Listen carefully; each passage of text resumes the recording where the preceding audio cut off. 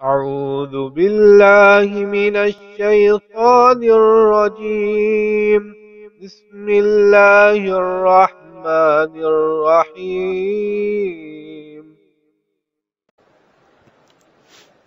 نماز عید 2 رکعات کے اوپر مشتمل ہے۔ نسائی شریف کی حدیث ہے، جناب عمر فاروق رضی اللہ عنہ کہتے ہیں کہ عید کی نماز 2 رکعات پہ مشتمل ہے اور یہ مکمل نماز ہے، آدھی نہیں ہے۔ پہلی رکعت میں جب امام اللہ اکبر کہے گا، دعائے افتتاح پڑھ لیں گے، سبحانک اللہم یا اللہم باعد بینی۔ اس کے بعد امام کیا کہے گا؟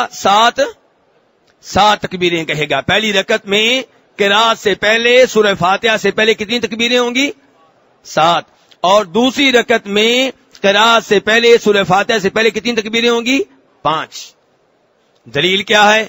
یہاں دلیل دینا بہت ضروری ہے، کیونکہ ہمارے کئی بھائی عید کی تکبیریں اس سے مختلف تعداد میں کہتے ہیں جو میں نے بتائی ہیں، لیکن مسجد نبوی میں پہلی رکعت میں 7 تکبیریں ہوتی ہیں، رکوع کی تکبیر کے علاوہ، تکبیر تحریمہ کے علاوہ، اور دوسری رکعت میں 5 تکبیریں ہوتی ہیں رکوع کی تکبیر کے علاوہ۔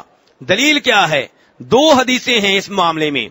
پہلی حدیث جناب عائشہ رضی اللہ عنہ کی، دوسری حدیث جو ہے عمر بن شعیب عن ابیہ عن جدہ کی۔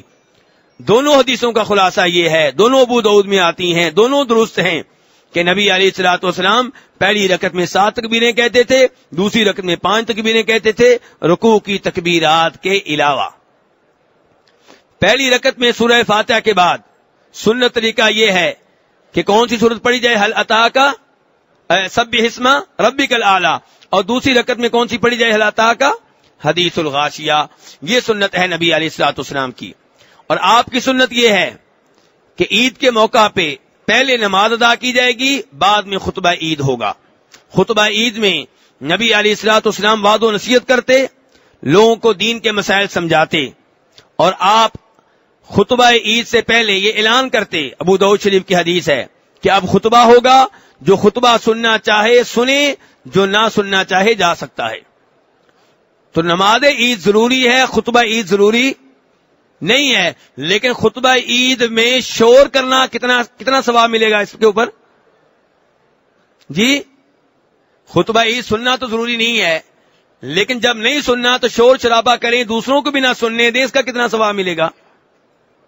دیکھا یہ کیا ہے، ادھر خطبہ عید ہو رہا ہوتا ہے، میرے اردو بولنے والے بھائی آپس میں گلے مل رہے ہوتے ہیں، مبارکبادیں دے رہے ہوتے ہیں، پاس جو عربی بیٹھے ہوتے ہیں وہ کہتے ہیں چپ کرو یار ہمیں خطبہ سننے دو۔ تو نہیں میرے بھائی، اگر آپ خطبہ نہیں سننا چاہتے آپ جا سکتے ہیں، لیکن یہ کہ وہاں بیٹھ کے آپ شور شرابہ کریں، دوسروں کو بھی نہ سننے دیں، دوسروں کو بھی مشغول کر دیں، یہ مناسب نہیں ہے۔ نماز عید کے بعد ایک دوسرے کو تقبل اللہ منا ومنکم کہہ کے مبارکباد دی جا سکتی ہے، صحابہ کرام کا یہ معمول تھا۔